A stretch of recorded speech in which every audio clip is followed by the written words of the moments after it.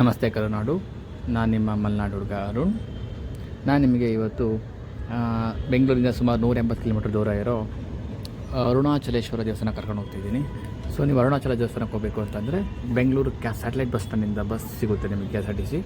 ಅದು ನಿಮ್ಗೆ ಸ್ಲೀಪರ್ ಬೇಕು, ನಿಮ್ಮ ಕನ್ವೆಂಟ್ ಬಸ್ ತೊಗೊಳ್ಳಿ. ಅಲ್ಲಿಂದ ನೀವು ತಿರುವಣ್ಣಾಮಲೈ ಬಸ್ ಚಾರ್ಜ್ ಮಾಡಿ ಬಸ್ ಟಿಕೆಟ್ ಮಾಡಿಕೊಂಡು ಅಲ್ಲಿ ಸುಮಾರು ನೀವು ನಾರ್ಮಲ್ ಬಸ್ಸಿಗೆ ಹೋಗ್ತೀನಿ ಅಂತಂದರೆ 222 ರೂಪಾಯಿ ಆಗುತ್ತೆ ಒಂದು ಸೈಡು. ಸೊ ತಿರುವಣ್ಣಾಮಲೈಯಿಂದ ಟೆಂಪಲಿಗೆ ನಿಮಗೆ ಆಲ್ಮೋಸ್ಟ್ ಅಪ್ರಾಕ್ಸಿಮೇಟ್ಲಿ 1 ಕಿಲೋಮೀಟರ್ ಆಗುತ್ತೆ. ನಡ್ಕೊಂಡು ಹೋಗ್ಬೋದು, ಆಟೋ ಬೇಕಾದ್ರೆ ಆಟೋದಲ್ಲಿ ಹೋಗ್ಬೋದು. ಸೊ ಅಲ್ಲಿ ಹೋದ್ಮೇಲೆ ಅಲ್ಲಿ ಟೆಂಪಲಲ್ಲಿ ದರ್ಶನ ಮುಗಿಸ್ಕೊಂಡು ಪ್ರದಕ್ಷಿಣೆ ಸ್ಟಾರ್ಟ್ ಮಾಡ್ತೀವಿ ನಾವು. ಆ್ಯಕ್ಚುಲಿ ಈ ಪ್ರದಕ್ಷಿಣೆ ಬಂದುಬಿಟ್ಟು ಟೋಟಲಾಗಿ 14 ಕಿಲೋಮೀಟರ್ ಇದೆ.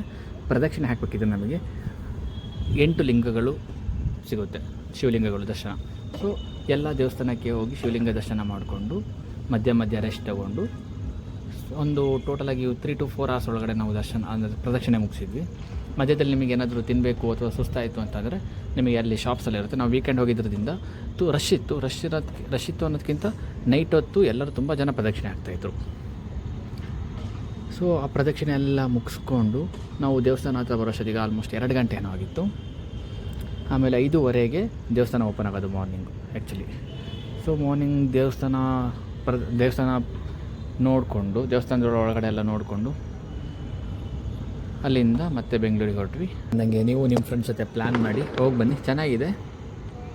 ಈ ವಿಡಿಯೋ ಇಷ್ಟ ಆದರೆ ಲೈಕ್ ಮಾಡಿ, ಶೇರ್ ಮಾಡಿ, ಸಬ್ಸ್ಕ್ರೈಬ್ ಮಾಡಿ. Thank you. ಮತ್ತೆ ಸಿಗೋಣ ಮುಂದಿನ ವಿಡಿಯೋದಲ್ಲಿ. ಬಾಯ್ ಬಾಯ್.